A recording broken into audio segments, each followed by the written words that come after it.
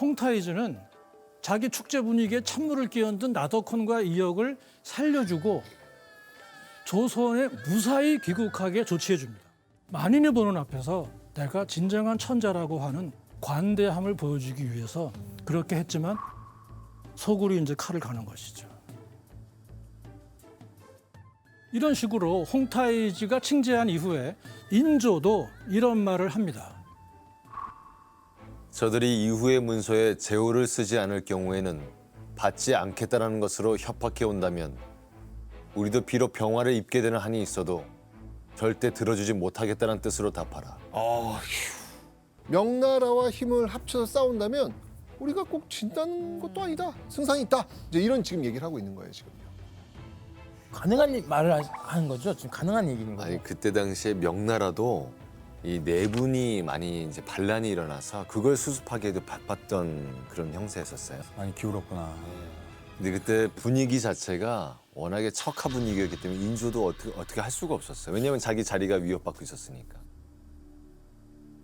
척화론이 한 9대 1 정도 이상으로 강했습니다. 맞아요. 그래서 1636년 12월 9일 홍타이즈는 병자호란을 일으킵니다. 이때 청나라군은 정묘호란 때와는 달리 어마어마한 속도로 남하를 했는데요. 청나라군 선봉대는 12월 9일에 압록강을 건너서 13일에 이미 안주를 지나고요. 14일에 개성을 통과합니다. 약 한 400km 정도 되는데 닷새 만에 돌파한 거예요. 와, 진짜 빠르다. 자, 이렇게 너무 갑자기 내려오니까 안주 땅을 넘었다고. 저들이 벌써 구체적인 보고가 처음 조정에 들어온 게 사흘째 되는 날인 12월 12일에야 들어옵니다. 그래서 12월 14일에 우선 세자빈과 원손, 왕족, 사대부 집안부터 강화도로 피난을 시키기 시작하는데요. 인조도 조정 신료들을 데리고 강화도로 피난할 계획이었는데 나가려고 하는데 급보가 들어옵니다. 청나라 군대가 양철평, 지금의 은평구 일대로 보시면 됩니다. 여기까지 그 사이에 또 남아에 온 거예요. 그래가지고 인조와 신료들은 제2의 피난처인 남한산성 쪽을 향하게 됩니다. 그러니까 인조가 이제 남한산성으로 떠나면서 이제 왕이 어쨌거나 도성 밖을 나가야 될 거 아니에요. 일반적으로 왕은 어디를 사용하냐면 사대문의 정문이라고 할 수 있는 숭례문. 남쪽으로 지금 가고 있으니까 그리로 가야 되겠죠. 그런데 이 숭례문이 아니라 어디로 갔냐면 수구문으로 가요. 이 수구문이 뭐냐면 바로 한양을 이렇게 통과하는 그 물줄기, 한양 도성을 흐르고 있는 물줄기에 뭐가 있어요? 청계천 있잖아요. 이 청계천이 이게 흘러나가는 문을 가리키는데 이게 이제 수구문이라고 하는데 여기가 이제 이 도성 주민들이 또 사용하는 그런 물이기도 해서 굉장히 오염돼 있어요. 좀 더러워요. 게다가 이 문은 또 뭐라고 하냐면 시구문이라고 하거든요. 시구문, 시자가 뭔지 아세요? 시신할 때 그 시자. 그러니까 사람이 죽었을 때 나가는 문이기도 해요. 여기를 왕이 지금 사용한다는 얘기는 지금 이 왕이 얼마나 지금 허둥대고 있는지를 보여주고 있는 거죠. 인조가 성 안에서 이러고 있는 상황에서 드디어 성 밑에 엄청난 군대가 등장합니다. 홍타이즈가 직접 내려온 거예요. 야. 이때 홍타이즈를 따라 내려온 군사들은 청나라에게 복속했던 뭐 한족, 몽골족, 뭐 거의 모든 족속 장수들을 다 데리고 내려왔어요. 기억하시죠? 대관식에서 조선 사신이 절하지 않은 거. 네. 그러니까 이제는 내가 조선 국왕의 직접 항복 의식을 받겠다 이런 겁니다. 홍타이즈는 도착하자마자 남한산성으로 자신의 뜻을 담은 서신을 보냅니다. 너희 조선국은 옛날부터 세세토록 타국에 공물을 보내며 머리를 조아리지 않고도 너희가 스스로 생존한 적이 있었는가? 그러니까 너의 선왕, 선배들이 했던 것처럼 나한테 스스로 귀순해 오고 항복한다면 너로 하여금 조선의 왕 노릇할 수 있게 계속 도와주겠다 이런 얘기가 있는 거고 홍타이지의 서신에 조정이 어떻게 반응했을까요?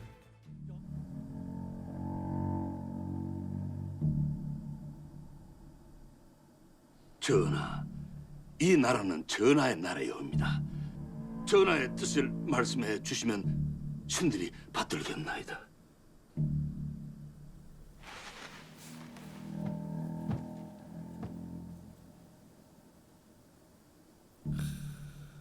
나는 살고자 한다. 그것이 나의 뜻이다. 살고자 하는 뜻은 거룩한 것이옵니다. 진정 살고자 하신다면 답서를 보내지 마시옵소서. 오호. 살고자 하시면 답서를 보내시어 말귀를 드시옵소서.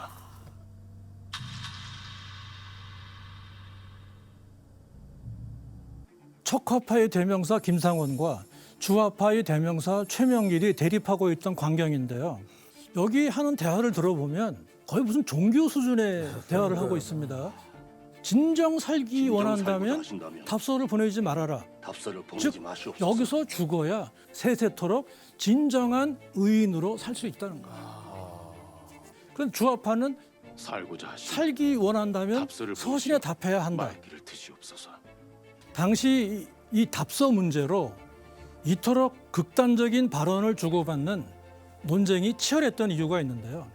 홍타이지가 보내온 그 서신에 이런 단어가 딱 들어있었기 때문입니다.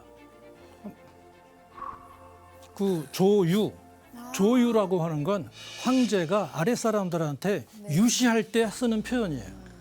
이걸 쓰고 우호적인 답서를 보낸다는 것은 뭐냐 하면은 명나라와 맺고 있던 군부 신자 관계라고 하는 절대적인 이념에 정면으로 배치된다는 거죠. 어쨌든 지금 저 대화 속에서 그냥 둘 다 죽는 거네요.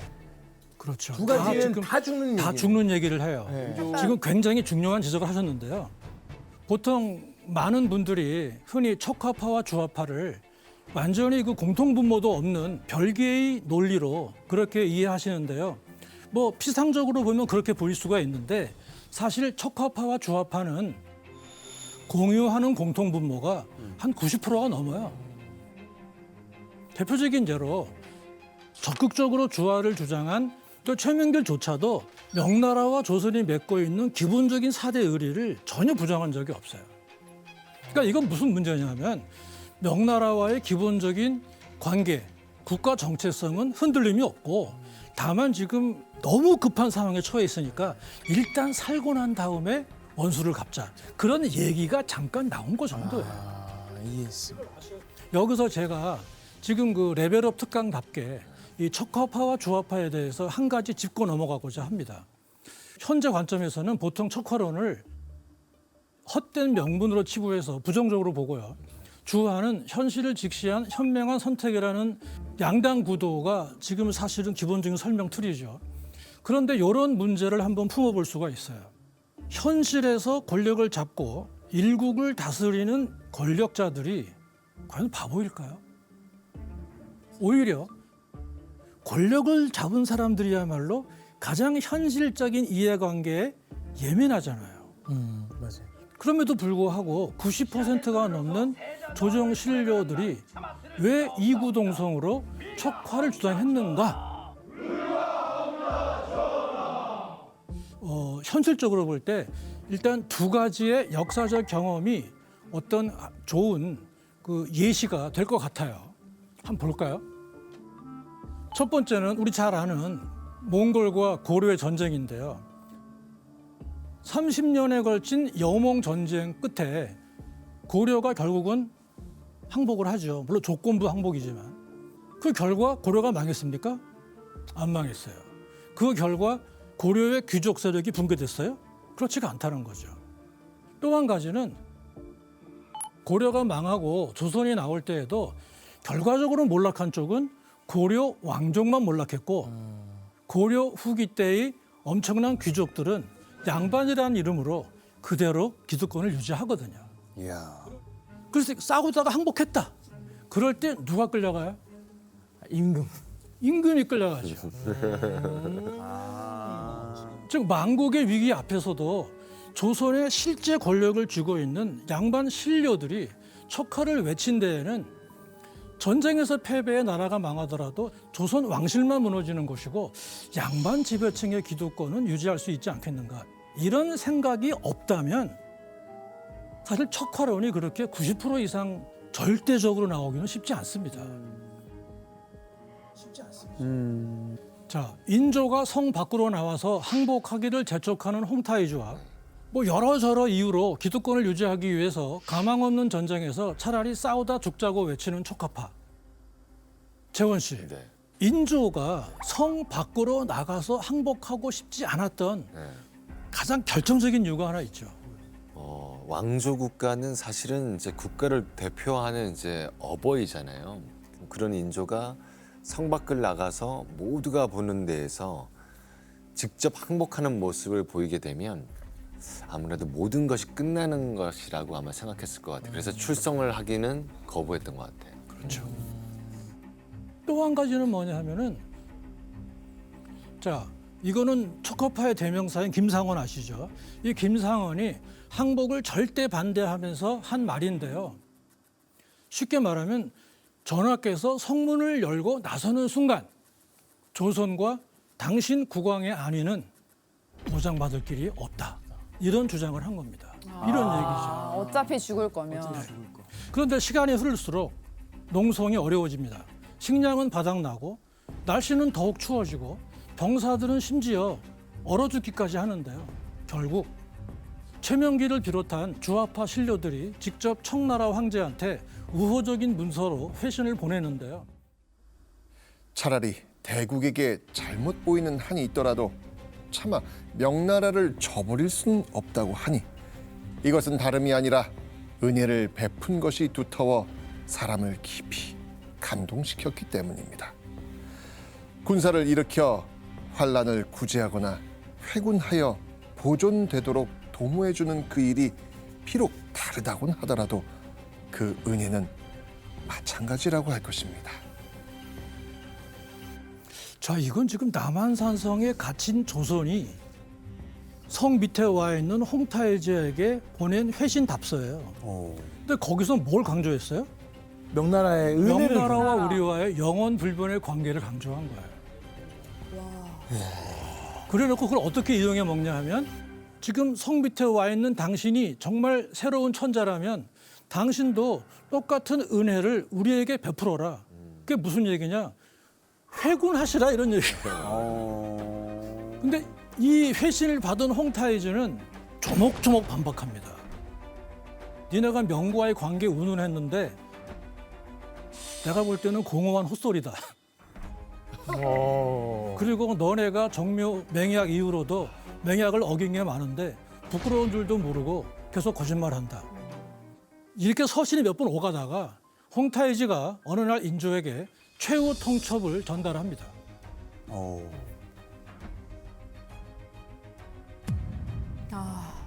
여기는 이제 번역은 그대라고 나오는데 네. 한자로 보면 너 이자예요.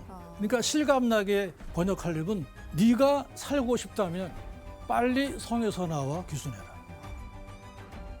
그냥 치면 칠 수 있잖아요. 네. 그래도 계속 서신 왔다 갔다 하면서 기다리는 이유는 혹시 어떤 액션도 안 한 건 아니에요. 그렇죠. 가끔씩 포를 때립니다. 그렇죠. 가끔씩 포를 때려서 인조가 있는 그 집 있지 않습니까? 거기까지도 포가 들어와요. 위협을 하는. 이 벼랑 끝에 이 몰린 인조의 심정이 남긴 기록이 있어요. 네. 형세가 이미 막다른 길까지 왔으니 차라리 자결하고 싶다. 나 또한 어찌해야 될지 모르겠다.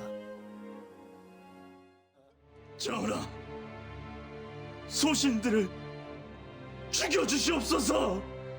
죽여주시옵소서. 전하. 가자. 삼정토로 임금으로서 내가 할 수 있는 마지막 일은 이것이 아니더냐.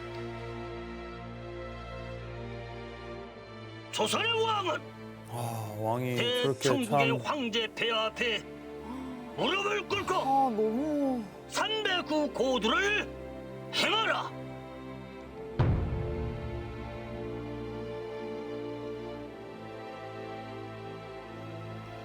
추웠을 텐데 이때. 와, 근데 이 장면은 그 아들들이 다 지켜보고 있는 거잖아요. 그 아들들 살려야 되니까 아들들 아유 이게 참.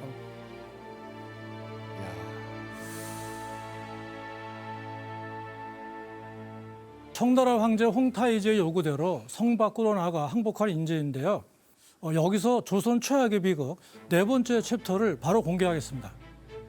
조선 최악의 비극 그 절정은 309 고두레입니다. 309 고두레라고 하는 것은 3번 절하고 9번 머리를 조아리는 항복 의식인데요. 황제를 향한 신하의 예를 갖추는 겁니다. 기록들을 보면 남한산성을 나가기 전에 일단 인조는 골룡포를 벗고 비교적 하급 관리의 복장인 남색 옷으로 갈아입습니다. 그리고 죄인의 신분으로 나가 절을 하는 거기 때문에 죄인은 정무로 나올 수 없다는 청나라의 요구에 따라서 서문으로 빠져나옵니다. 이때 인조의 309 고두레는 조선의 백성뿐 아니라 한족, 여진족, 몽골족 이런 등등 다 끌고 왔기 때문에 그들이 보는 앞에서 항복을 받는 것이죠. 근데 만약에 남한산성에서 인조가 더 버텼다면 병자호란의 좀 결과가 달라졌어요. 맞아. 어떻게 그런 생각을 하셨어요? 그냥 갑자기 굉장히 좋은 질문입니다. 근데 이게 실제로 그럴 만한 새로운 변수가 발생한 건 사실이에요. 그게 뭐냐 하면요. 당시 청나라 군대 진영에 갑자기 전염병이 번지기 시작합니다. 이게 천연두인데요. 마마신이 오셨어. 근데 당시 홍타이지가 어릴 때 천연두를 앓지 않았던 이른바 생신입니다. 그러니까 천연두에 대해서 너무 민감한 거예요. 만약에 이 정보를 남한산성에 있던 조선 조정이 알았다면 또 한 가지 천연두의 확산세가 정말 심각했다면 홍타이지가 계속 포위를 한 채 항복을 기다릴 수 있었을까? 근데 문제는 조선 조정에서 그 정보를 모르고 있었고 삼전도의 굴욕 이후에 청나라군은 의외로 바로 철수합니다. 특히 홍타이지가 이끄는 중군은 바로 한양에도 안 들고 그냥 철수해버려요. 이런 식으로 종전을 맞았는데요. 자, 여기서 조선 최악의 비극 마지막 챕터를 공개하겠습니다. 조선 최악의 비극. 이 결말은 패닉에 빠진 조선입니다. 아이고야. 삼전도 굴욕은 조선이라는 나라에 집단 트라우마를 형성할 정도로 엄청난 충격을 주었어요. 조선이 군부의 나라 명을 무너뜨리려는 원수 청나라한테 항복하면서 신하의 예를 취한 것은 불충과 불효를 동시에 자행한 셈이 되기 때문입니다. 즉 남한산성의 문을 열고 항복하러 나가는 그 순간 인조와 대신들은 스스로 인간이기를 포기하고 금수를 자처한 폐륜적인 존재로 전락하는 그런 구도이기 때문이죠. 후에 이 문제를 지적한 송시열의 글을 직접 한번 살펴보겠습니다. 아들은 아버지가 있음을 알지 못하고 신하는 임금이 있음을 알지 못하여 인심이 어긋나고 온 세상이 막혀 모두 금수의 무리가 될 것입니다. 이거는 뭐냐 하면 당시 삼전도의 항복을 변명으로 합리화시켜 준다면 양반 중심의 수직적 통치 질서가 무너지고 더 나아가서 국왕도 앞으로 신하들의 충성을 기대할 수 없다고 경고한 것이죠. 자, 그렇다면 조선은 이런 국가적 패닉 상태를 어떻게 극복하려고 했을까요?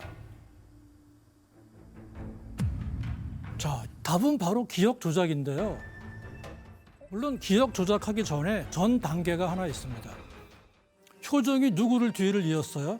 치욕적인 항복을 한 인조의 뒤를 이었어요. 그러니까 효종의 두 어깨에는 어떤 시대적 사명이 있냐 하면 청나라에 대해서 어떤 식으로든 병자호란의 치욕도 씻고 명나라의 원수도 갚아야 한다. 근데 문제는 뭐냐? 그거는 우리의 바람이고 당시 현실적인 국력의 차이가 워낙 컸기 때문에 진짜 북벌 전쟁을 일으킬 수 있다고 믿은 사람은 당시에도 거의 없었어요. 효종 자신도 그렇게 안 믿었어요. 그러면 효종이 바보일까요? 아니죠. 자, 최태성 선생님, 이때 그 효종이 현실성 없는 걸 알면서도 북벌론을 외친 이유가 있었죠. 효종은 청의 우호적이었던 형 누구죠? 소현세자. 소윤세자. 이 소윤세자가 그 인조의 미움을 받다가 죽는 모습을 보잖아요. 맞아요. 이 소윤세자가 죽고 난 뒤에는 이제 신로의 그 과반이 그 효종의 세자 책봉을 반대하기까지 해요. 자, 이런 효종이 척화 의식이 강한 그 신료들의 마음을 하나로 모아야 된단 말이에요. 뭘로 모을 수 있을까? 그게 바로 북벌론이었던 것이죠. 그렇죠. 북벌론은 실제로 북벌하자는 게 아니라 조선 왕조를 다시 정신적으로 부흥시키고 왕권도 재확립하고 이렇듯 국내 통치 질서를 재정비하기 위해서 전개한 국내용 정치 프로파간다, 정치 선전이라고 할 수가 있어요. 근데 이제 세월이 흘러서 청나라가 중국 지배를 완성하고 전성기를 맞이하다 보니까 이제는 프로파간다에 불과하던 북벌론의 시의성 자체가 사라져 버렸어요. 그래서 조선은 새로운 해결책의 실마리를 찾게 되는데요. 오늘 이제 대단원의 마을 내리는 쪽으로 가는데요. 자, 북벌을 하기는커녕 청나라의 요구를 받아서 우리가 마지못해 솔직히 말하면 끌려나간 원정이 나선 정벌이었어요. 즉 북벌의 대상인 청나라와 싸우기는커녕 그 청나라의 또 지휘를 받아가지고 우울한 마음으로 나간 전투기 때문에 나선 정벌은 두 번째 큰 트라우마로 남습니다. 자, 그런데 여기서 기억의 조작이 발생합니다. 자, 북벌이라는 게 뭐예요? 북쪽 오랑캐를 친다는 겁니다. 그렇죠. 자, 이 지도를 보시면 조선 입장에서 볼 때 러시아가 동서남북 어느 쪽에 있어요? 북이죠. 북쪽에 있죠. 북벌어 시대에 북벌을 못했네. 이게 우울했는데 북벌어 시대에 우리가 북벌을 못했나 과연? 가만 생각해 보니까 우리가 북쪽 오랑캐를 한번 치러 나가서 승리한 적이 있지. 그게 바로 나선 정벌입니다. 그럼 어떻게 기억이 바뀝니까? 숙종 때인데요. 나선 정벌을 성공하고 돌아온 신유라는 장군의 10주기 제문을 숙종이 직접 씁니다.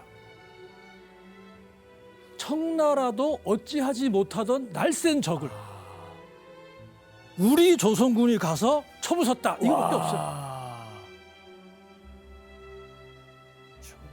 그러니까 숙종은 이렇게 할 수 있는 거죠. 야, 우리 북벌 성공했어. 이제 새 시대를 열자.